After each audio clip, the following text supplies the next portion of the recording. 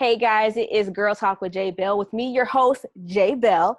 We're on episode 2, and I have the deputy editor of Bossip, yes, that website, Dani Canada, with me. How are you doing? I'm good. How are you doing?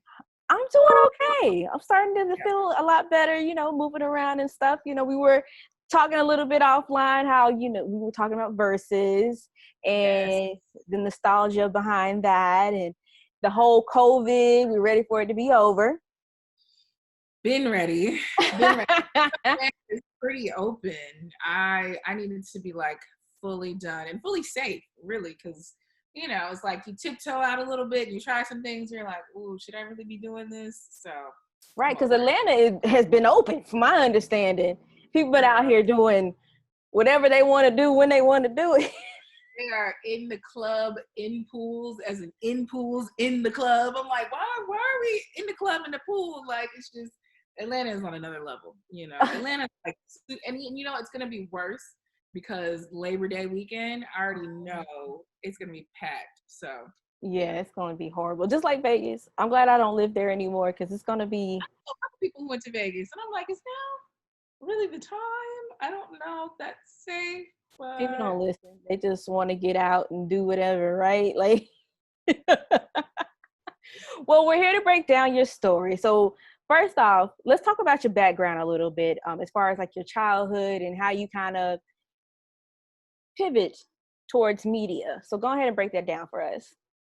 Okay. Well, I'm from Marietta, Georgia, which is right outside of Atlanta. I have been here since kindergarten.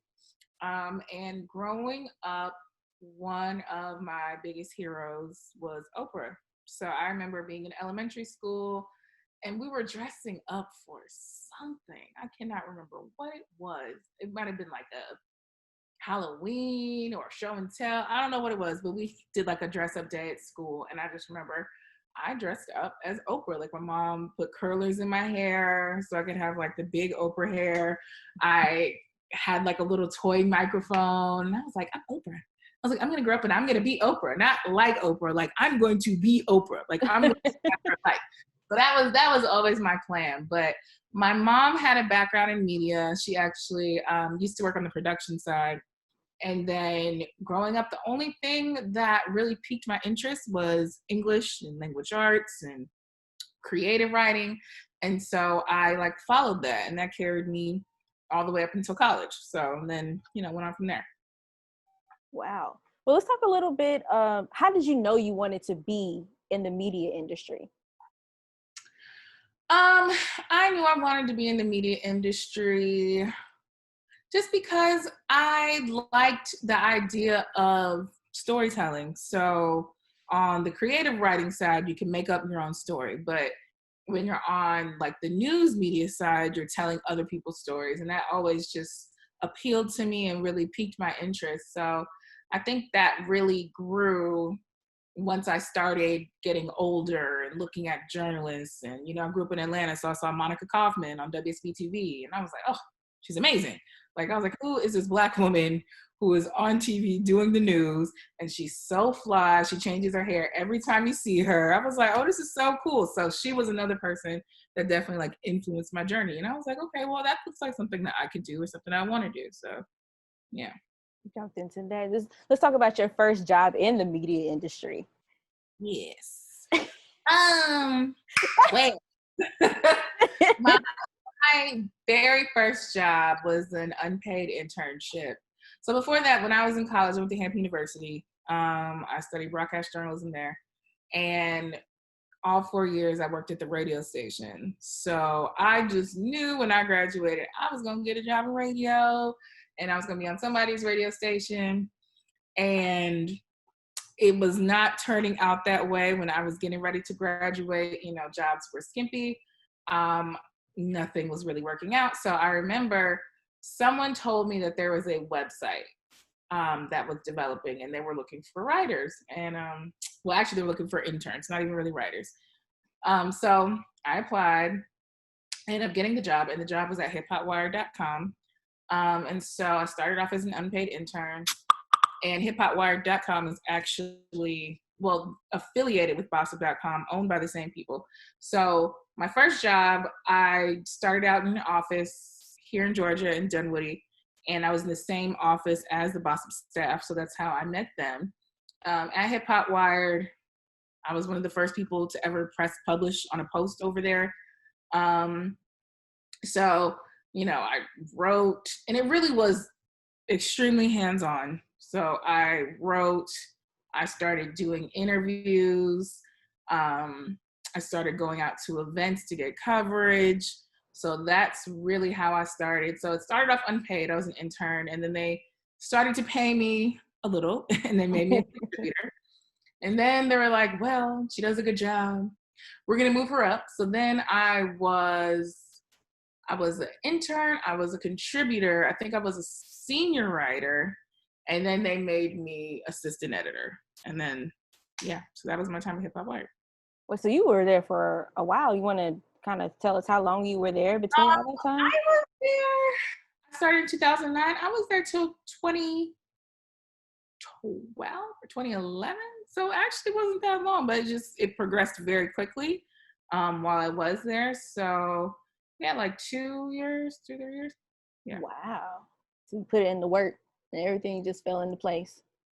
Girl, I put in a lot of unpaid work. That's the one thing people don't realize is like when they say intern, it's just basically free work. They just don't want to pay you yet. They're testing the waters. Listen, and I think I love my Hip Hop Wire family because they are still around today. Hey, Alvin. No shot to anyone, but I think internships work differently these days, especially.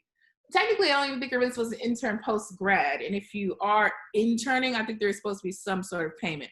But this is back in the day. And right, yeah. So there's a lot of free labor, a lot of free, hard labor going on there.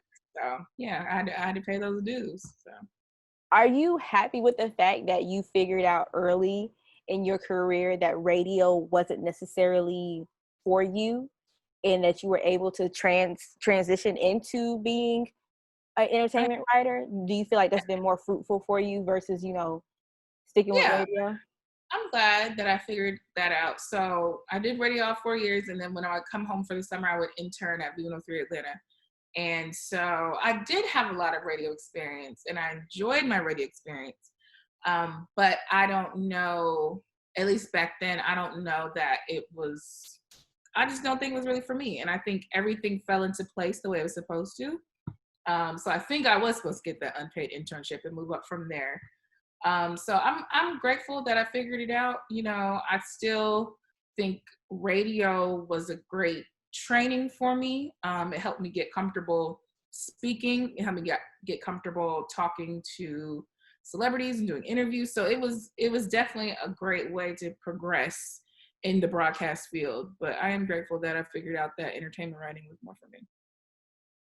Now you speak about how you became assistant editor at hiphopwire.com, and now you're deputy editor at Bossip. So, which we know has a knack for those headlines. Yes. On Twitter. I mean, when you guys put out your stories and you see these headlines, I mean, before you even decide to click on the story, you're reading this headline like, okay, let me click. I want to read the story now. This is right, exactly. So, who came up with the concept for these headlines, like doing it like that? That's a great question. So, for a long time at Bossip, we weren't even really focusing on Twitter.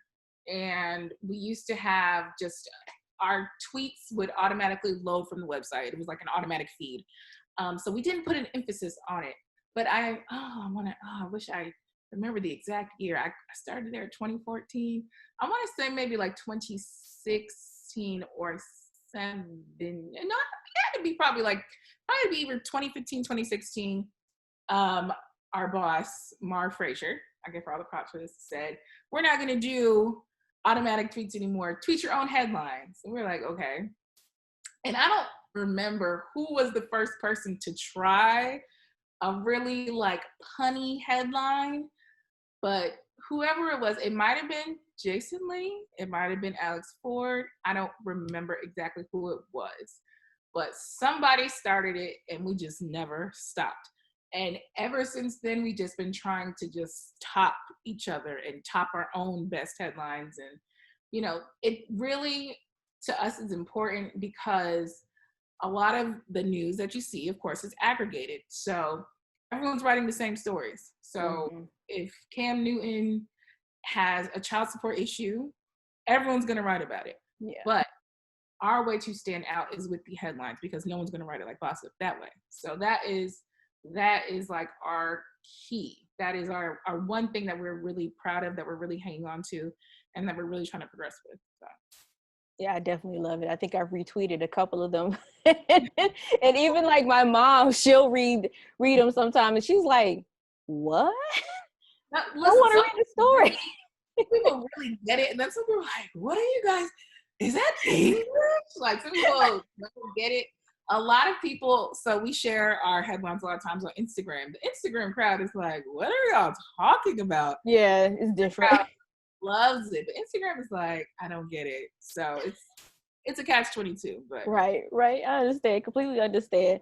With your position as deputy editor, you know, for the site, what is kind of like your day-to-day as far as like your, you know, assigning stories or, you know, figuring out what projects and who's going to do what? Kind of talk about that a little bit. Okay. So as deputy editor, I still write every day. I still write myself. I still do interviews, but on top of that, I edit other people's stories. I can give out assignments. If we get emails from publicists with pitches, I can send them to certain people. So for example, we have an event coming up with Polaris Slingshot, and they were looking for someone from the staff to basically borrow one of these cars and write about it for the website. And so my job was to go through and figure out, well, who would want to do this? You know, who would be best to bring this story to life for the website? And so we figured that out. So a lot of it is still doing editorial day to day, but then also some managerial duties as well. So I also work on the editorial calendar to keep us in line with what's coming up. We have some homecoming content that we're going to have to do, even though all homecomings are clearly canceled because of COVID. Yeah. So, you know, things like that. Wow. So basically, you're the head woman in charge. Keep everybody in line. Keep them in order. How is it being a Black woman in this industry? Honestly, I haven't had many issues being a Black woman in media. I get more issues with people who, what's the best way to put it, who are a little scared of Bossip. So for example, if I go out to a red carpet, you can literally see some of the celebs and they're like, oh, I don't know, like, oh. And a lot of it does have to do with our history. And we're trying to, I don't want to say clean it up now, but we are at a point now where we say we don't have to drag everyone. There was a point in time where when Bossip started out, it was in the Perez Hilton days where people were just like going in on celebs for anything. And those days are kind of dead now. So yes, if a celebrity does something stupid, they're going to get a crazy headline. You're going to see that. But not everybody has to get it. So I get more issues, I'll say, with just trying to get people more comfortable with the Bossip name than I do being a Black woman in media. I haven't had many issues. I will say, you know, sometimes if you go to, especially, and I keep saying LA, but honestly, if you go to like LA and you go and do a red carpet, there are times where you can literally see publicists like look like right past you because they're like, oh, not the Black outlet.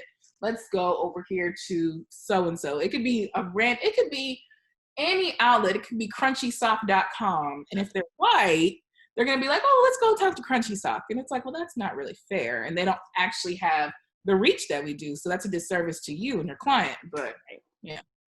I was going to ask kind of like what some of the obstacles, but I see like what you're explaining because of the video that came out, like I think it was last year or earlier this year with Halle Berry and her publicist tried to make her pass by the Black journalist, and literally like she was like, no, I need to talk to them.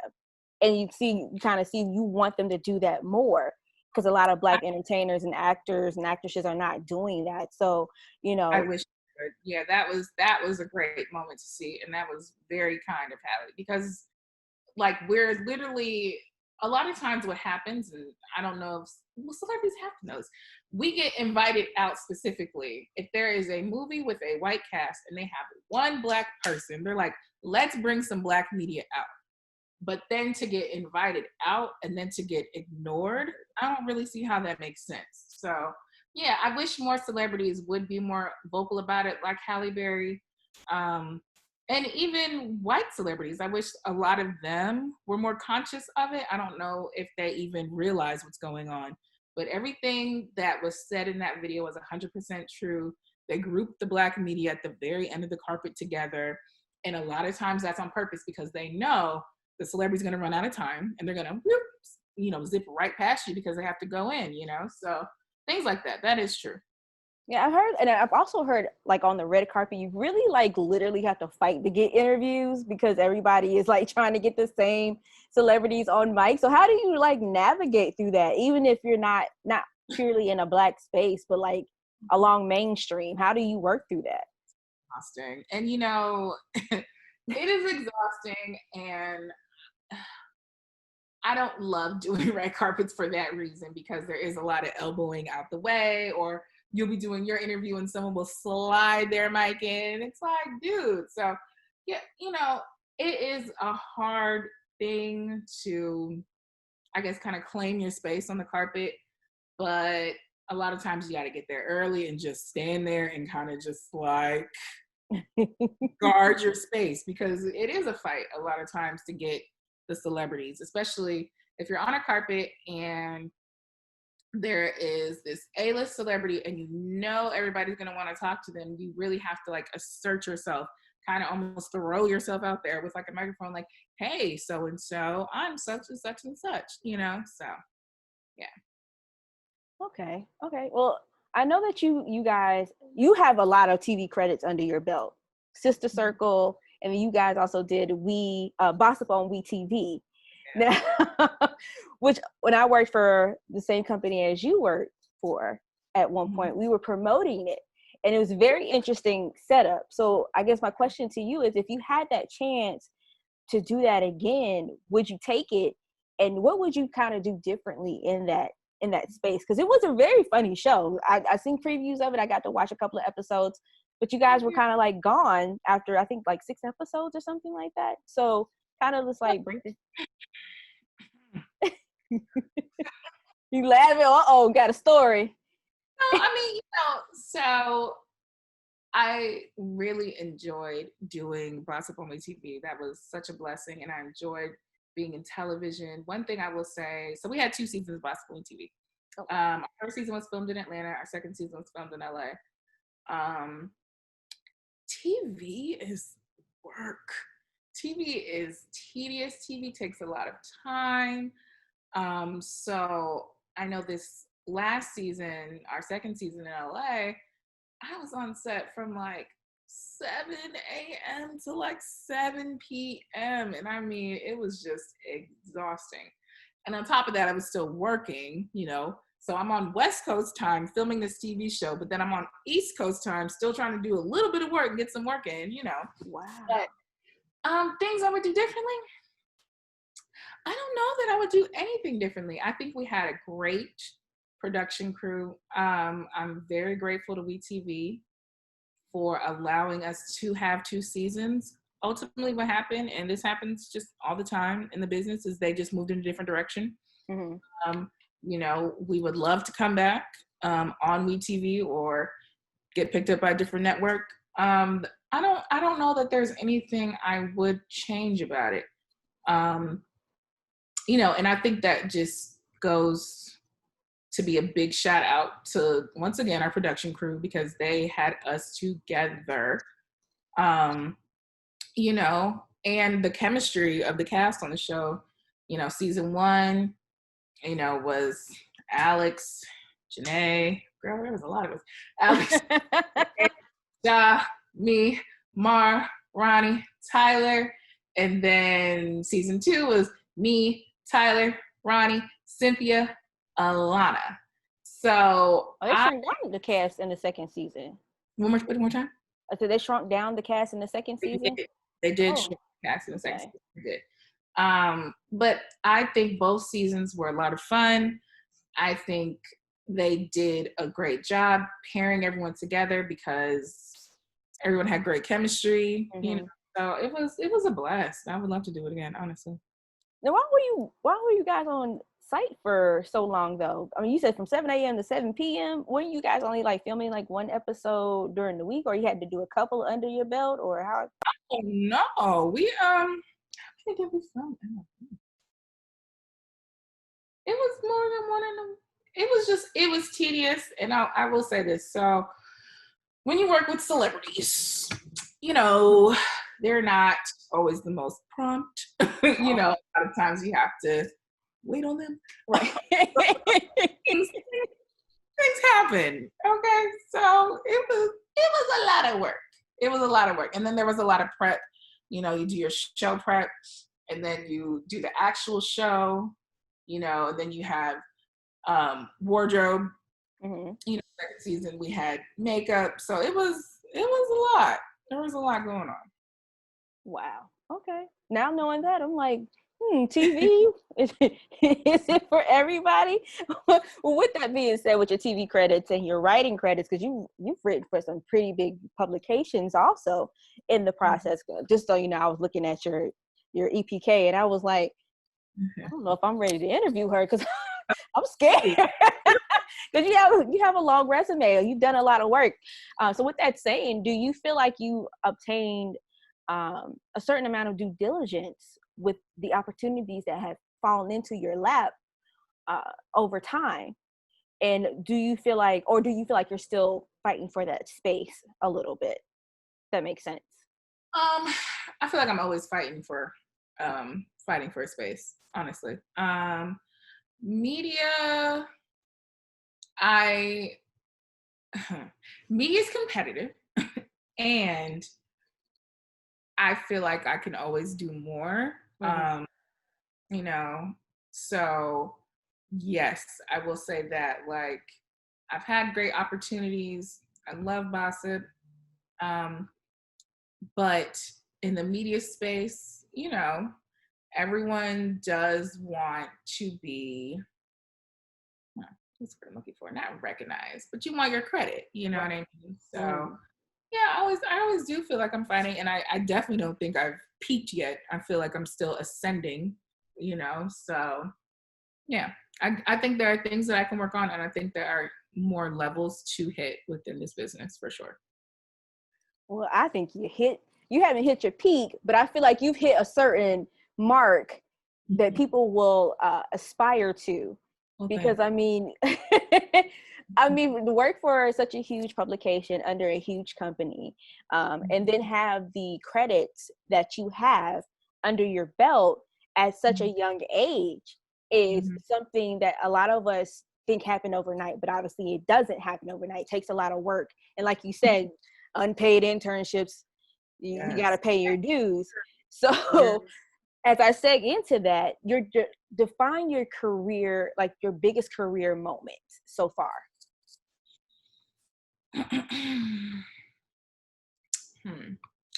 Honestly, biggest career moment would be the TV show, Bossip Only TV, and being able to be on both seasons as the only Bossip staffer who did both seasons. That was big to me, and to be able to see it on TV and the commercials and posters, and that was a big deal for me, especially as someone who studied broadcast journalism. I was like, oh, now I feel like I'm doing something. I was like, okay. So that was definitely a highlight for me. Yeah, I would say that was a big moment for me. And during that moment in 2018, when I was shooting the show, is when I got bumped up to deputy editor. So it all kind of worked together. I was like, well, this is nice. You know, it was like, okay, so here I am doing all this work on the TV show, and you know, they still see that I'm working hard for the website, and they have promoted me to deputy editor. So that was cool. Now you mentioned, because you studied broadcast journalism, you were on this big TV show for 2 seasons. And I'm glad that you mentioned that, because a lot of times these days in media, these big corporate companies, broadcasting companies, will go over those who have studied it, been a part of it, and choose the celebrities or reality stars or something like that. How do you feel about that? Like, you know, as a woman that really has put in her dues and made this work, and you got the credits, but then there's certain things out there that you get passed over on because they rather have a celebrity or a reality star that has over 1 million followers on Instagram. How does that make you feel sometimes? How do you? I'm not gonna hold you. It's a big gripe of mine. Not for me personally, but just because I know so many amazing journalists who do a great job. And no shade to any celebrity, but you turn on certain award shows and you see them flubbing, and you know, they clearly didn't do their research and they're unprepared. And it's like, yes, it's a great look to have the celebrity with this reach, but you are passing over so much untapped talent. And I don't know that that's really fair. So, you know, you have like the Gia Peppers, the Sylvia Obels, you know, just you have all these people who really studied, you know what I mean, and really put in their work. And it's a bit disheartening and a bit unfair to see that happens. And it's like, yes, I get it. You want the reach. It would be nice if people would, I guess, blend it. If you want to have the celebrity doing your interviews, have them alongside someone else. You know what I mean? And so, you know, I don't know. So it's nice to see when people get it right. Like E got it right. They got Nina Parker. Fantastic. She does a great job. Mm-hmm. Perfect. But there are other networks where you're like, now you know that you could have hired a professional to do this job, and that's not even shade. It's just fact. There are people who go to school for these opportunities, and some of them will never even be able to do it because they're not even getting looked at. And I just don't know that that's fair. I don't think that's fair at all. So. Yeah, I agree. I totally agree with you. I have a background in journalism, broadcast production. I've been working in the radio arena for, I'm sorry to tell my story because this is about you, but for 10 years now.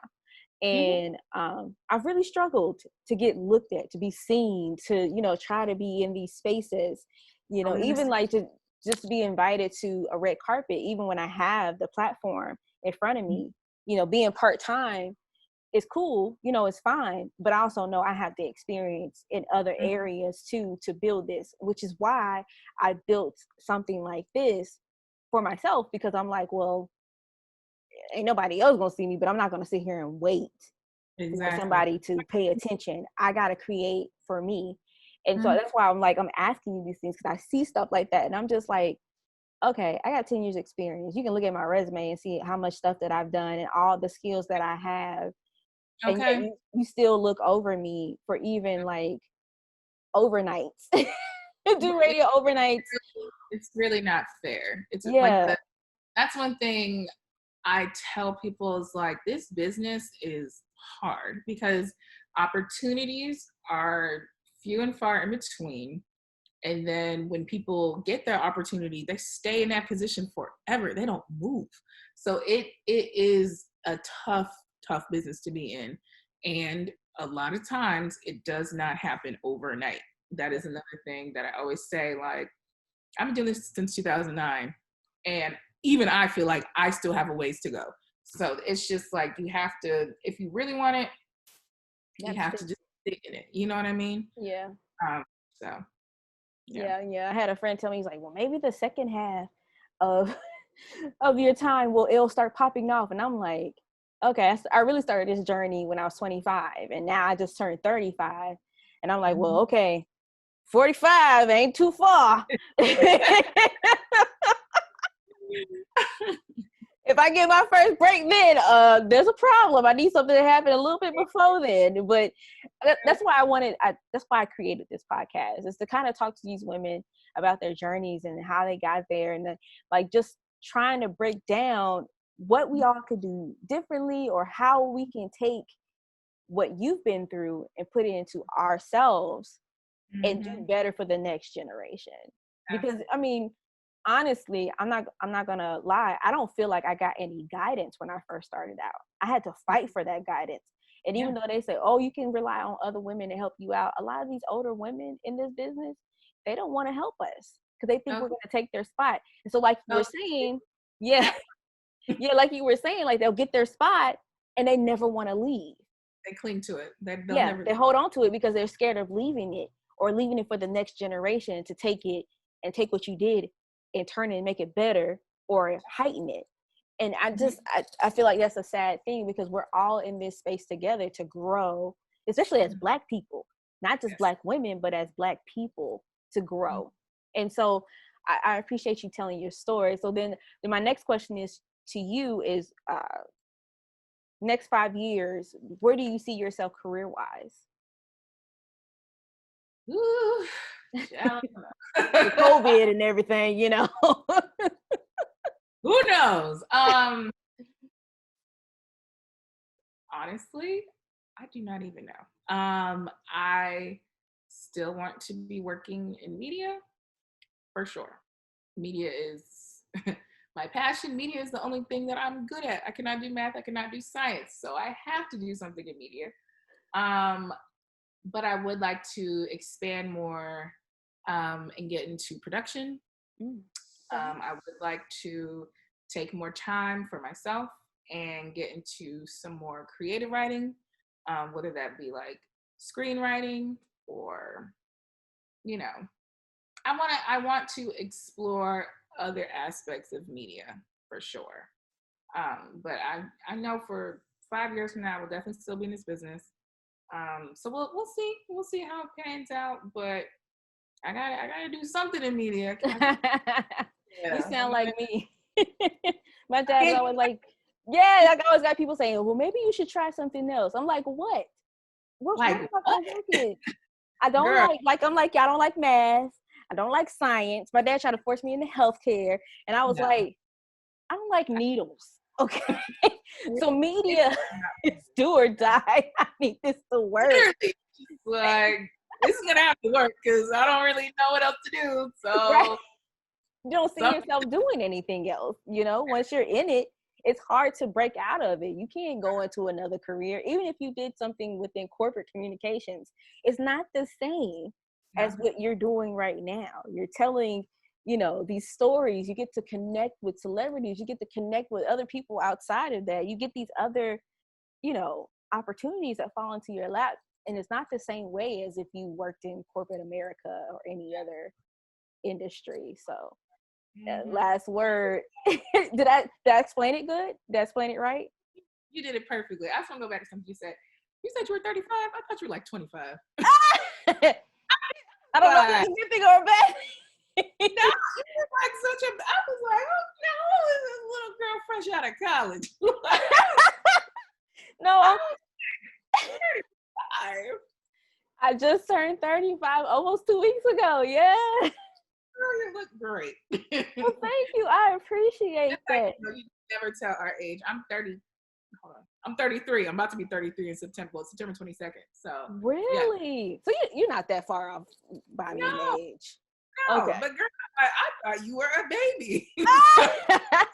Well, I appreciate that. It's the genes in the family, plus that good old makeup. You know, you gotta push it on, make it look good, you know. Well, do you have any words of wisdom, inspiration for young women that are coming up in this industry? Oh, words of wisdom. I would say, you know, stay focused on your end goal.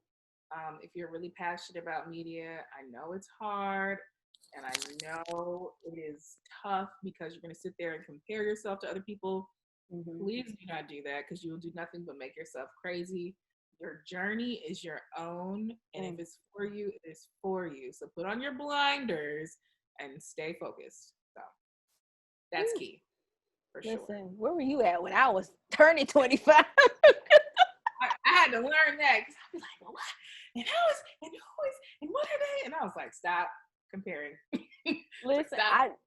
I feel you. I totally feel you. I'm as old as I am, and I'm just really learning that, because for so long I compared myself to everybody else. I see these younger girls, younger women, they're getting these opportunities, and I'm like, well, damn, where did I mess up at? And I'm like, what do I do now? How do I get to where I'm going? What do I need to do? And I sometimes I get a little overwhelmed, and my anxiety comes on, and I have to stop doing that because I have done a lot. I have to remember how much I have accomplished. And so like, I just, words of wisdom. That's the point. Like you said, what is for you is for you. Anything else, it might be the devil talking. You don't want to deal with him. You don't want no parts of that. So no parts of that. Go on, devil, get. That's what you tell them. I can't. Well, Dani, do you have any upcoming projects that we need to know about, hear about? Now, let me just let you know, this is coming out in October. So if you have anything coming out in October. Stay tuned to Bossip's Instagram. We're going to be going through some changes with our Instagram live show, so be on the look for that. And other than that, follow me at I am Dani Canada. Follow Bossip at Bossip Official on Instagram and at Bossip on Twitter.